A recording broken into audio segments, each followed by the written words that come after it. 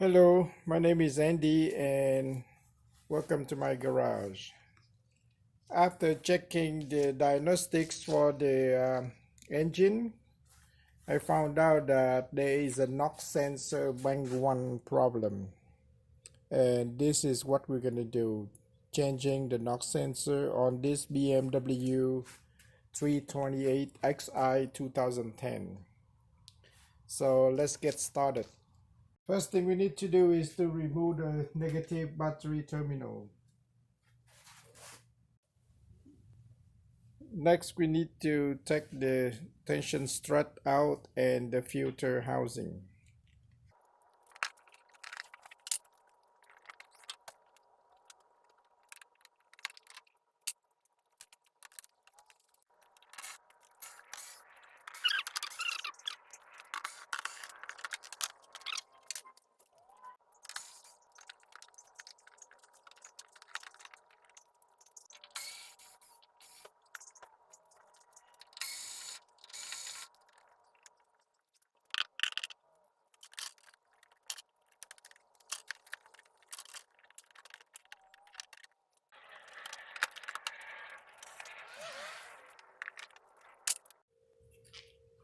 Next, we take the engine cover off. This the Hex 5.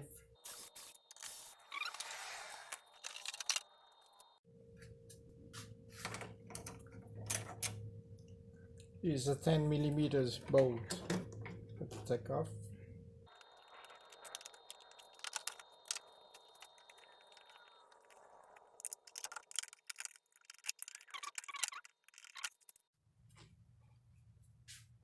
When removing this, we need to unscrew this retainer, and there's a little latch here to flip up a little bit and pull out this connector, and then we can take this whole air filter unit out.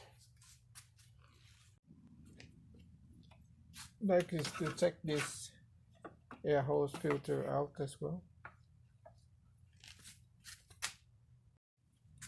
Alright, after removing the screw from this unit here, we put these nuts back, and the next thing we did is to remove this connector here. It is like a push type of connector. You push it on the side, and then there's a little tap here to crank it up a little bit. So it's better to use it a little pick here and then push it here and yank it out. After that, we take the 4 bones out of this unit, and this can be taken out, and you can put it on the side. Note that this screw got to be loosened because it got in the way of this bone, so we have to tighten it back and make sure that it doesn't get in the way in the future. It's recommended to blow all of the debris off around the intake manifold with some sort of a compressed air, but since I don't have the compressed air, this gardening blower is as good as anything.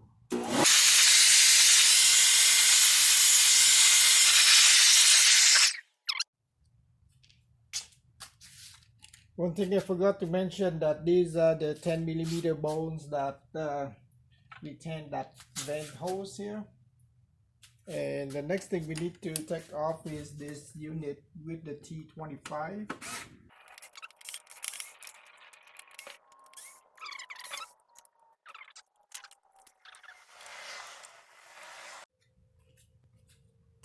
Okay, we need to loosen the 2 T25 screw here to make it loose, and then we can just pull it out. A little bit of play in here, and there's a bit of oil, so we can clean this up with a rag, and we're good to go. We can put it on the side here. There's no need to remove anything else. So let's see what else we need to remove. This cable is already out. Put it aside. This one is loose. So we can start taking these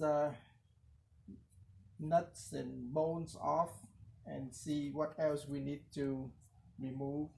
There was this connector that was the fuel line that was removed earlier, and off this clip here, and move it out of the way.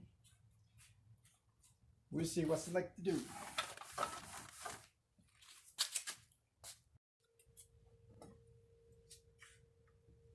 Take this off. Be careful, you don't want to break that. Push the little tab here and then pull it out.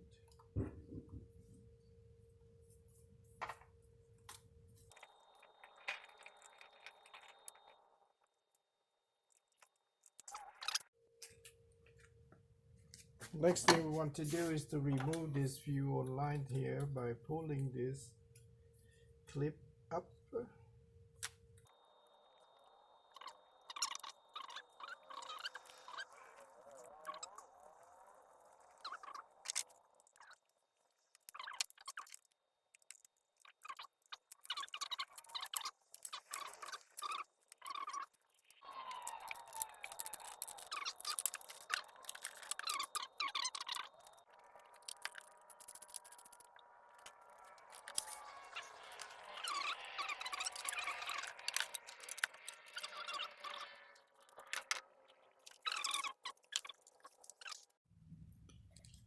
Well, it turns out that in order to take this block, we need to take the two Torx screws out. It's a T25, it's way below there. One here and one at the other side here.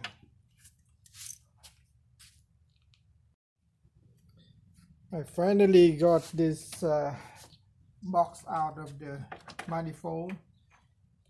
And this is a hell of a time to access to this. It turns out to be a T30 Torx screw, and you're gonna need something like that to first somehow get it loose and then unscrew it like that. This is indispensable for this kind of job.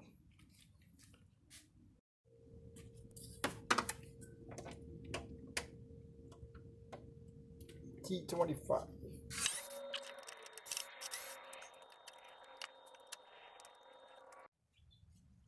Well, I finally got this intake manifold out, but at a cost.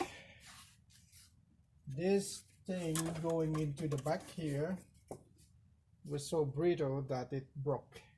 So I have to take this off here and here, and then the final piece was to take this small connector off the holes in here by pushing the bracket. Now I have to find the replacement for this. Now that the intake manifold is out, now we can see that the problem with this ping sensor is that it's broken. So this is like a two connector attached here, and then the connection to that is here. So we're gonna have to replace that. It's like right at the bottom of the whole bunch of wiring harness. Well, taking this off is an eTorx 12.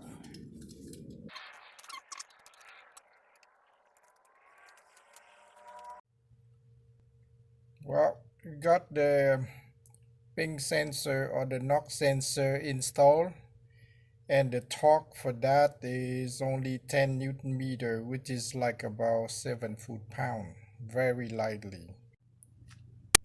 Okay, before putting back the intake manifold, there's a few steps we need to do. First of all, we need to clean the area where the intake manifold connected is very dirty. Number two, we're going to need to change the gaskets in this 6 vent holes, and we're going to have to pre-install the crankcase breather hose. Yes, I broke that when I pulled it out, so we need to install that first, and then we're going to need to install reconnect the hose that's bottom there, and connect all of the wiring harness. So we can use a brake clean product to clean the connection area where the intake manifold connect to the crankcase.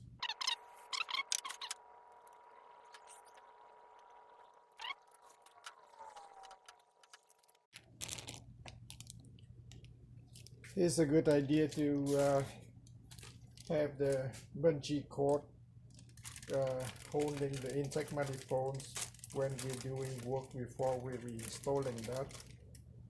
So these are the new gasket that I'm going to put on one at a time. We can use the pick like that to remove the old ones and put the new one in.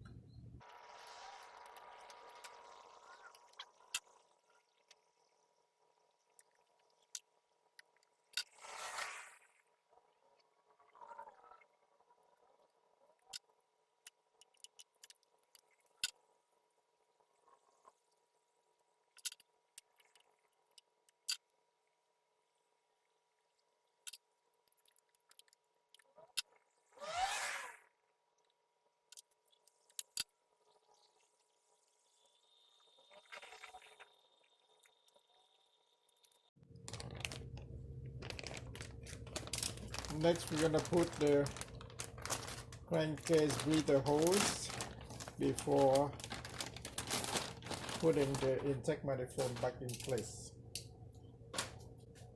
So we want to connect these two like this, but we want to put a little bit of engine oil to the area so that it doesn't crush anything, and lubricate it a little bit. Not too much, just enough.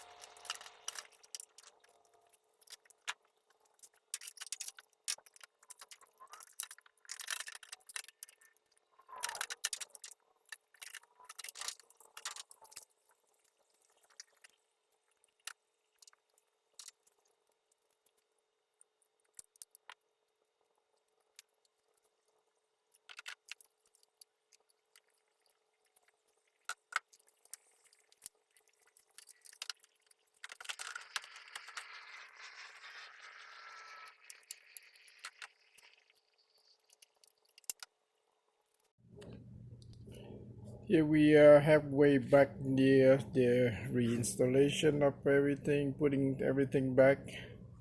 We still need to put this back, and this unit we still need to torque these nuts and bolts at 15 Newton meter, and put back the air filter boxes and things.